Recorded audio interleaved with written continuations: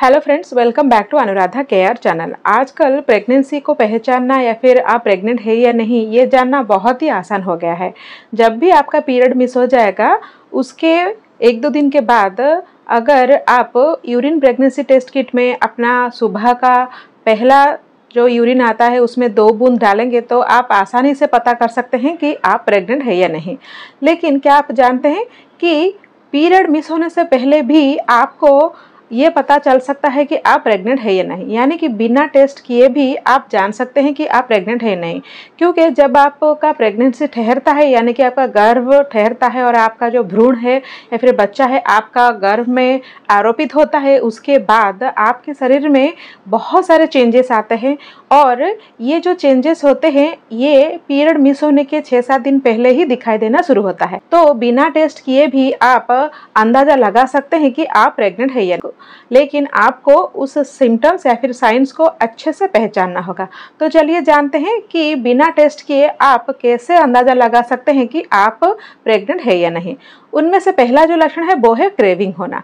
Craving होना यानी कि आपको कुछ एक पर्टिकुलर चीज़ या फिर पर्टिकुलर खाना खाने को बहुत ही दिल करना।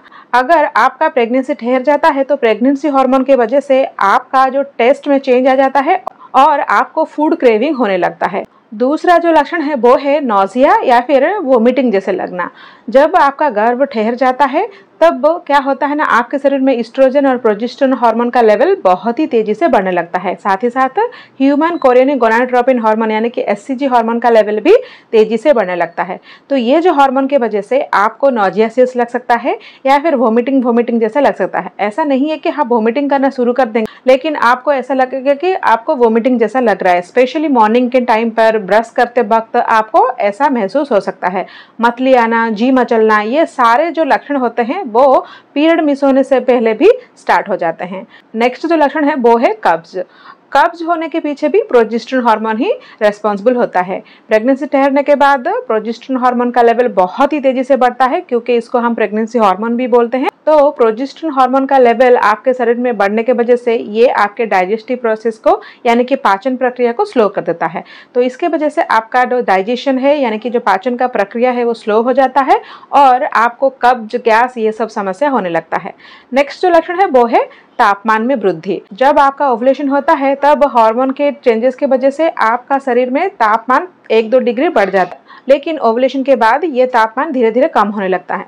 लेकिन अगर आपका गर्भ ठहर जाएगा यानी कि अगर आपका भ्रूण आपके यूट्रस के वाल में चिपक जाएगा तो ये जो तापमान है वो वैसे ही बढ़ा हुआ लगेगा।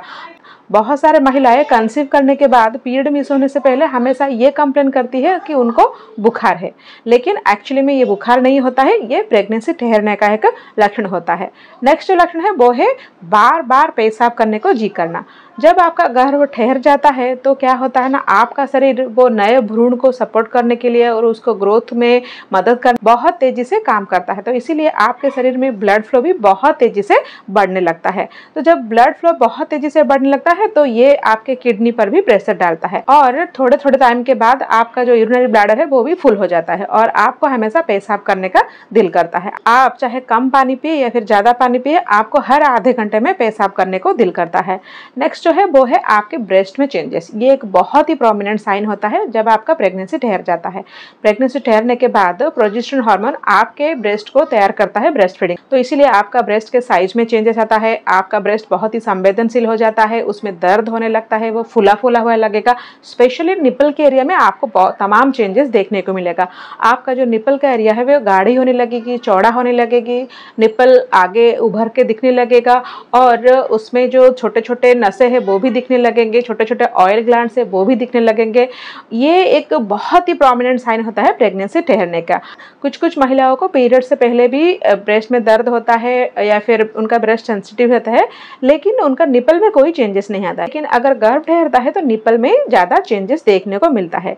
इसके अलावा आपको सिर दर्द का भी प्रॉब्लम हो। जब प्रेगनेंसी ठहर जाता है प्रोजेस्टेरोन हार्मोन, ईस्ट्रोजन हार्मोन का लेवल बढ़ता है तो इन सारे हार्मोन के वजह से आपके सिर में दर्द होने लगता है। और सिर दर्द होने के पीछे और भी एक कारण रिस्पॉन्सिबल होता है, क्योंकि पूरा जो ब्लड फ्लो होता है वो आपके यूट्रस की तरफ हो जाता है और इसीलिए आपके ब्रेन की तरफ ज़्यादा ब्लड फ्लो नहीं होता है, तो आपको सिर दर्द का समस्या हो सकता है।